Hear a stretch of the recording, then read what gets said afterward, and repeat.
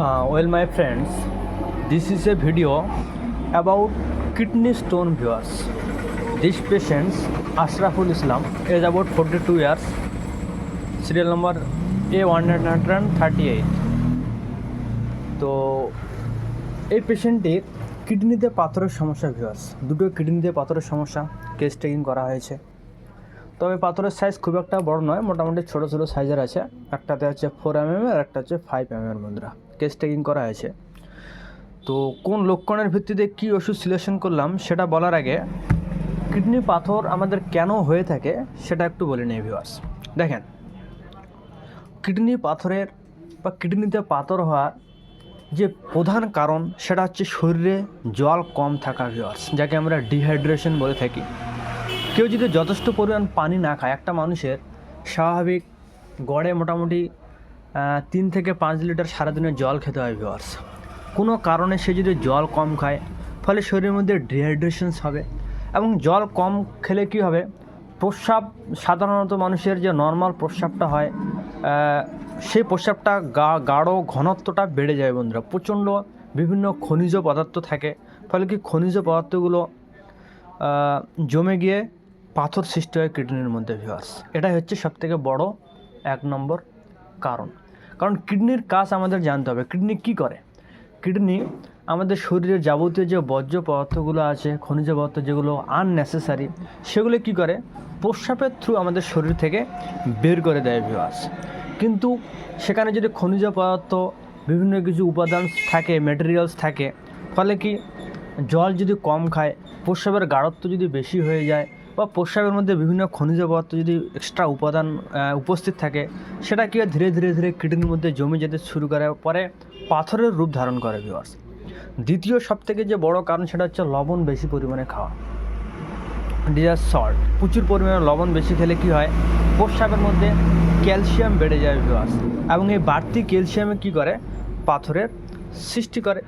3 নম্বর আরেকটা কারণে হয়ে থাকে কিডনির মধ্যে পাথর হওয়ার, সেটা হচ্ছে বেশি পরিমাণে প্রোটিন জাতীয় জিনিস খাওয়া, বিশেষ করে রেড মিট, ডিম, সি ফুড, এই সমস্ত জিনিস খাওয়ার কারণে কি হয়, ইউরিক অ্যাসিড বাড়িয়ে দেয় রক্তের মধ্যে। ইউরিক অ্যাসিড বাড়িয়ে যাওয়ার কারণে পাথরের সৃষ্টি হতে পারে। আর 4 নম্বর যে আরেকটা বড় কারণ সেটা হচ্ছে ক্যালসিয়াম আর অক্সালেট বেশি জাতীয় খাবার খাওয়া ভিউয়ার্স।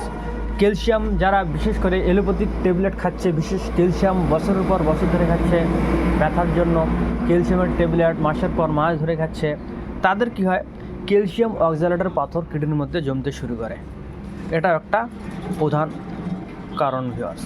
সেই জন্য আমাদের কি করতে হবে, জল বেশি পরিমাণে খেতে হবে, এই সমস্ত কিছু খাবার আপনাদের অ্যাভয়েড করতে হবে। ক্যালসিয়ামের যদি অতিরিক্ত ট্যাবলেট আপনারা ব্যবহার করে থাকেন, সেই সমস্ত জিনিস আপনাকে অ্যাভয়েড করতে হবে ভিউয়ার্স। তো ক্যালসিয়ামের কিডনির মধ্যে যে পাথরগুলো হয়ে থাকে, ক্যালসিয়াম অক্সালেটের হয়ে থাকে, ফসফেট অক্সালেটের হয়ে থাকে, বিভিন্ন ক্যাটাগরির পাথর হয়ে থাকে ভিউয়ার্স। তো এই পেশেন্টটা কেস টেকিং করা হয়েছে, 4 mm 5 mm পাথর, তার সাথে কিছু গ্যাস অ্যাসিডিটির সমস্যা আছে এবং স্প্লিন এনলার্জমেন্টের সমস্যা আছে বন্ধুরা। তার সাথে স্প্লিন বলতে আপনারা সবাই জানেন, স্প্লিনটা একটু বেড়ে গেছে, এটাই হচ্ছে আর মেন কেস টেকিং।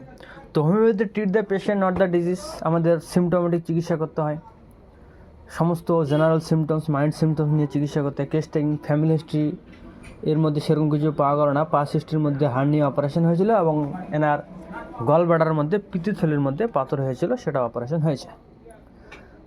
ডিজায়ার মধ্যে মাংস খেতে পছন্দ করে, মিষ্টি খেতে পছন্দ করে এবং হট ফুড, স্টুল, সামটাইম আইবিএস, কখনো কখনো লুজ মোশনস হয়ে যায়, ডিসেন্ট্রি একটু টেন্ডেন্সি, কখনো কখনো পায়খানা শক্ত হয়ে যায়, পায়খানার একটু সমস্যা দেখা যায় বন্ধুরা।